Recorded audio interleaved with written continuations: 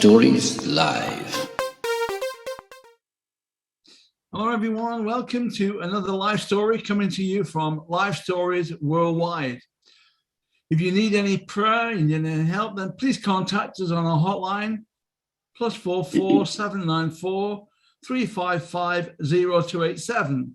You can also go to our website, lifestoriesworldwide.com, and there you'll find lots of information to help you, to encourage you, be able to hear lots of other stories.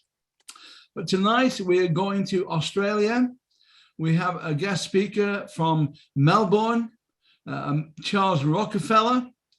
We also have Trevor Stiles joining us from Australia. He's been on with us before. And we welcome especially the guests who are listening in Ukraine and on Torch Trust, from Torch Trust. It's really good to have you with us. But tonight, Charles is going to share his story. Charles originally from Ohio in the USA, then moved to Melbourne when he was young. He had a wild time in university, looking for answers about life, about the existence of God and death. And something happened to him which gave him those answers. He had a dental practice, and tonight Charles is going to share his story. So I'm going to hand over to you now, Charles, to tell your story. Thank you, Charles. Okay. Thank you, Alan. My name's Charles Rockefeller. I was born in 1959 in Akron, Ohio, in the United States of America. The 60s in America was a very turbulent decade, and I, as a youngster, felt very uncertain about life and my future. When I was 6 years old, I nearly lost my left hand when it got caught in the wrapping machine at the family bakery. My father was able to stop the machine just in time, and the doctors at the hospital were able to successfully operate on my hand. I see this incident and the outcome as God's protecting me in a very special way, as he knew that my hands would become a very important part of my future. In the 60s, I witnessed nightly television reports of the Vietnam War, and I had personal fear that one day I'd have to serve in Vietnam. One afternoon, my grandmother, who was shot in the hand during an armed robbery at the family bakery, I was so scared my grandmother that could have been killed. In May of 1968, Martin Luther King Jr. was assassinated. This sparked major racial riots across America, including in Akron, and one complete district of businesses were looted and then burned to the ground during the riot. One of those businesses lying in ruin was the family bakery of 50 years. In August of 1968, Senator Robert Kennedy, the man who gave the eulogy at Martin Luther King's funeral, had just won the Californian primary, and he was shot before my eyes on television. A fear just gripped my life. Who would die next? What would be the next traumatic event in my life? I just felt such an uncertainty about the future and about dying. I watched a young boy in my street, younger than me, die of cancer. He had this bald head. And I just cried out to God and I said, please, God, do not let me get cancer. Please do not let me die. And as a 7-year-old, I felt a peace at the end of that simple prayer. My father no longer had a bakery business, and he believed there must be a better environment to raise a young family than Akron. To my great surprise, my parents decided to move to Australia, leaving behind all our relatives in America. It was extremely difficult as a 9-year-old saying goodbye to your grandparents and relatives, but in hindsight, I can see that God led us to Australia, and we have experienced God's blessing in this wonderful country. I attended high school at Geelong College and loved participating in sports like running, table tennis, and Australian football. I enjoyed the feeling of winning and the acclaim which success in sport brought. But I found the feeling lasted only for a short time before you had to achieve again. I had a deep desire as a teenager to fit in and to be accepted by others, especially my peers. and sport helped me fit in. I was a good student and was fortunate enough to get into the dental course at Melbourne University. I enjoyed the freedom of university life. There was plenty of parties, drunken pranks, drinking heavily on weekends in order to relax and feel socially comfortable became routine for me. In my drunken state, I would wander back to my university room all alone and then have this empty, unsatisfied, and uncertain feeling in my heart. I thought to myself, surely there's more to life than drinking, girls, and parties. The effects of drinking often prevented me from getting to sleep at night, and I would often read a Voice magazine, which was a publication of the Full Gospel Businessmen's Fellowship International. And I'd read stories about men in hopeless situations whose lives were transformed by Jesus Christ. One night, as I was reading through the Voice magazine, a thought went through my mind: Charles, you should follow Jesus Christ and become like these men who have true peace and a purpose in life and have a relationship with God. And it's interesting to note that 30 years later, I made my own testimony tract about my life, and I've been able to share my testimony with others through that tract. After hearing an announcement on the radio inviting listeners to an evening service at the Collins Street Baptist Church, I had a desire to attend church again. I traveled to the city by tram that night, and at the Royal Melbourne Hospital stop, 3 young ladies about my age got onto the tram. They were all together, and I thought one of those ladies in particular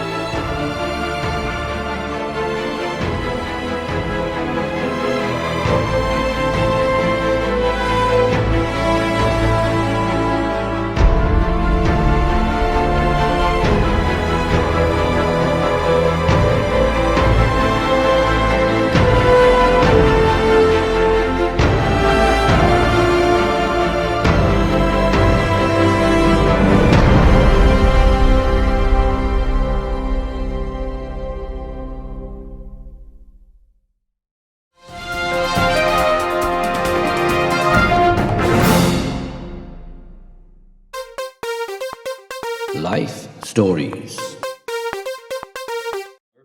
was absolutely beautiful. And I had this unusual thought go through my mind. One day you're going to marry that beautiful lady. When the tram stopped at Collins Street, these 3 ladies got off and to my great surprise walked into the church. I started to attend the young adults Bible study group at the church.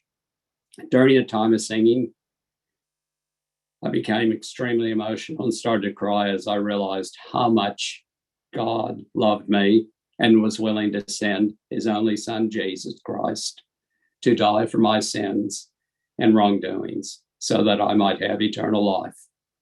The words from the Bible in John 3:16 came alive for me. For God so loved the world that he gave his one and only son, that whoever believes in him will not perish, but have eternal life. For God did not send his Son into the world to condemn the world, but to save the world through him. It became so real to me. One night in my university dorm room, I got onto my knees and confessed that Jesus Christ was the only Son of God, and that he died and shed his precious blood on that cross at Calvary in my place for my sins. He was my sacrifice, and then he rose from the dead. The tomb is empty. Jesus Christ is alive. I asked Jesus into my life. I no longer had to fear death. I had the assurance of eternal life. I also felt clean, freed from the burden of wrongdoings and selfishness, which were over my life. My life was all about I, myself, and me. And this had changed, and I'd been transformed. And I now had the confidence to face the future with Jesus Christ by my side, guiding me, giving me strength and courage to face an uncertain future with crises and traumas with a certain God. How good is that? How good is that?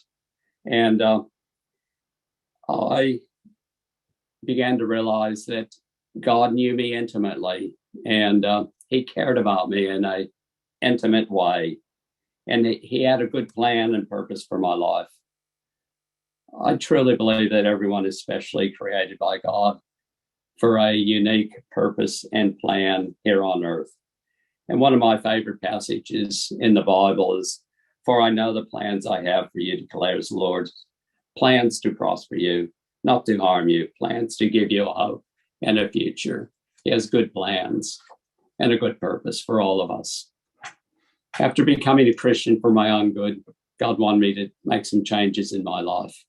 I had a selfish relationship with a girlfriend who I was never fully honest with. It was all about taking. I felt God wanted me to be honest with her, and we broke up. The next person I went out with was that beautiful lady who I saw in the tram that first night I went to church in 1980. Her name was Leanne, and she also happened to go to the young adults Bible study. In 1983, we were married, and that thought I had on the tram, one day you are going to marry that beautiful lady, came to fruition. I now know that thought was from God. Leanne is a beautiful medical nurse. She is the most wonderful gift from God as a wife, such an angel, so caring, so loving, a great mother, very insightful medically. And Leanne, on numerous occasions over the past 25 years, has used her medical skills and also her organizational expertise to get me into hospital with the correct specialist quickly, and has saved my life medically, physically on numerous occasions. A gift from God. I had a serious problem with heavy drinking, sometimes to the point that I needed to be drunk to have confidence to socialize and have a good time in a social gathering. God impressed on me to stop drinking alcohol. At that time, I really did not fully understand why God wanted me to stop drinking, but I stopped drinking to the dismay of my drinking buddies. I'll tell you what, in life, it's important to listen to God and to act on his desires for your life, for he knows our future, and he wants the very best for us, his children. In 2000, so that's 20 years later, during a medical condition called graft-versus-host disease, my skin color turned yellow as I suffered a bout of severe liver inflammation. My liver enzymes were more than 50 times what they should be, more than 50 times normal. My liver was only in good condition because I had not consumed alcohol for 20 years. God knew my future, and I was just able to avoid the more serious condition of acute liver failure, which would have led to death. So again, I was glad I listened to God and stopped the drinking. I always wanted to play Australian rules football at the highest level. Before matches. I can remember looking at my small pair of hands and getting upset with God and saying, why have you made my hands so small? If only my hands were bigger, I would be a much better footballer. In my final year of dentistry, I realized that I had the smallest pair of hands out of 50 undergraduate students.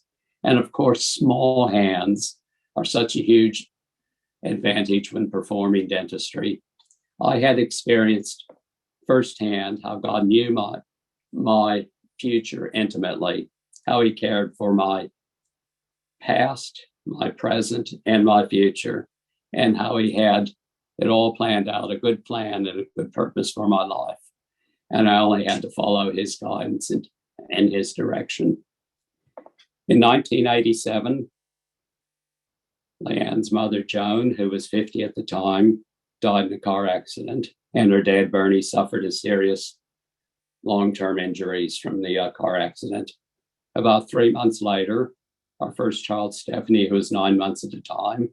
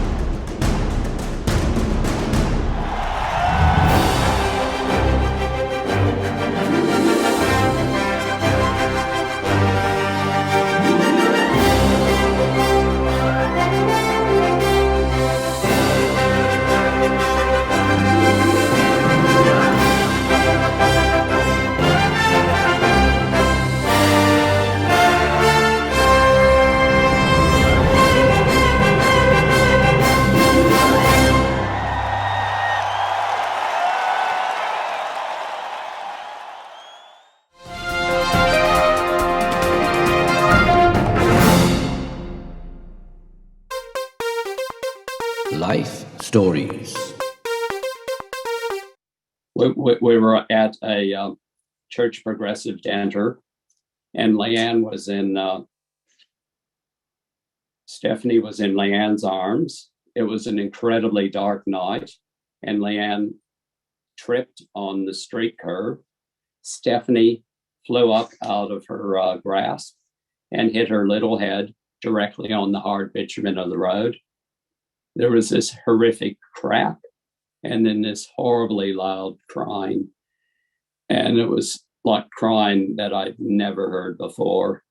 We raced to the Geelong hospital, which was 20 minutes away. Someone rang ahead for us. And there I was driving like a madman, just praying for Stephanie. She was in the back seat of the car in my wife's arms and just crying and screaming in this unrelenting fashion. At the hospital, tests were performed, and we were told that Stephanie had a skull fracture and there was ongoing bleeding into the brain, which could cause long-term damage. Stephanie's eyes then rolled back, and she was in my arms, and she lost consciousness. And I knew at that point that I was losing her, but I had this peace that I would see her again in heaven one day, and she would be with my Jesus, and I'd see her again.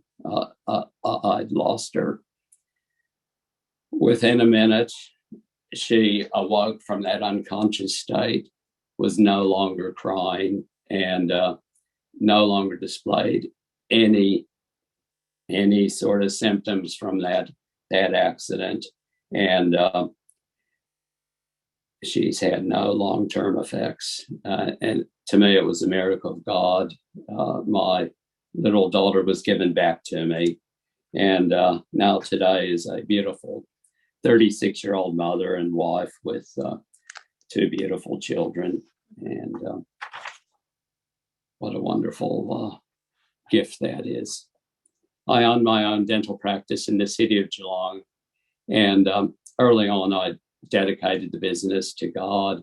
I knew it was God's business. And in a sense, I was just the caretaker, the janitor of the business. I would ask God daily for guidance and wisdom when operating and making decisions. I commenced from scratch in 1985 as a sole operator with 2 surgeries. And by 1995, the practice had grown to 6 surgeries and 10 employees.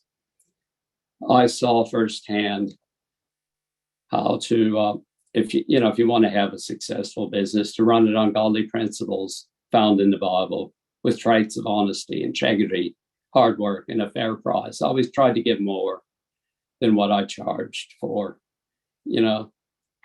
Promise little, deliver more. And I experienced God's great blessing and provision. The Bible is the Creator's manual for life and success. So full of wisdom, direction, and insight into the past, present, and future. We should use it when we run our business. For 20 years, I had a weekly men's prayer meeting at the dental surgery on a Monday night. They were wonderful times. And we saw many, many people come to know the Lord at the dental surgery. It was just amazing. In 1998, I thought I had the perfect life. I was happily married to Leanne and had 2 healthy children, and Stephanie, 11, and Michael, 10, who were both doing well in school. The dental practice was prosperous. I always looked forward to work. We were living in this lovely home in Newtown. I was a cross-country runner, and my health was so good that I never had a sick day off from work in 15 years. And I thought to myself, life could not be better. I thought I knew my future. I planned to practice dentistry in good health for another 27 years till my retirement at 65 years of age in 2025. So that's 1998, at the start of 1998. That all changed one Friday night in March 1998, when the doctor said over the phone, "Charles, that lump in your neck is cancer. You have non-Hodgkin's lymphoma. You have to stop working and have treatment straight away." I started to cry. I went into shock. I told my family the terrible news.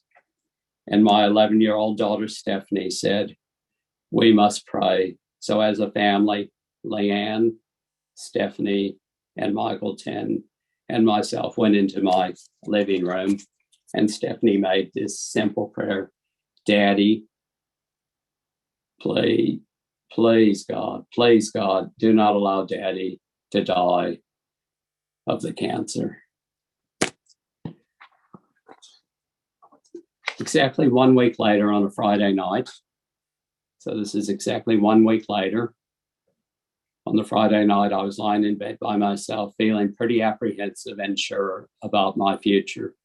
The bottom line was that people with, and I found out what I had, stage 3 non-Hodgkin's lymphoma, have a life expectancy of only 3 years. So there I was at 38 years of age, given 3 years to live. So I was 41.